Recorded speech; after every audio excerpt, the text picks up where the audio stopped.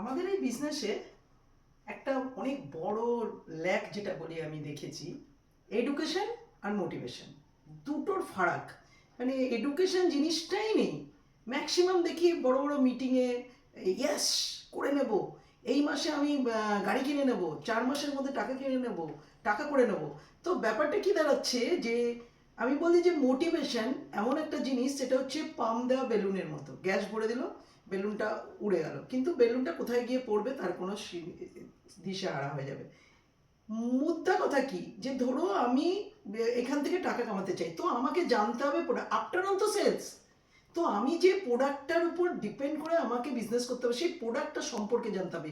Plus আমি যে sell করব, মানুষকে চিনতে হবে যে একটা মানুষ কোন পরিস্থিতিতে আছে, তাকে কি ধরনের কথা বলা উচিত, তাকে কি বললে সে আমার সঙ্গে কানেক্ট হবে।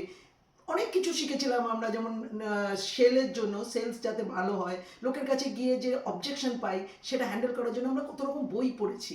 মানুষ এরকম করে বসে থাকলে তার নেগেটিভিটি আছে, যখন সে মানুষটা 4টে কোশ্চেন করছে তার মানে সে তার জানার কিউরিসিটি আছে, কোন মানুষটা এই সময়তে পজিটিভ শুনতে চাইছে, কোন মানুষটাকে আমি ফালতু এই একটা বিরাট বড় একটা বড় জায়গা আছে, গাড়ি আছে, বাড়ি আছে বলবো আর কোথায় বলবো না, এইটা জানা খুব দরকার।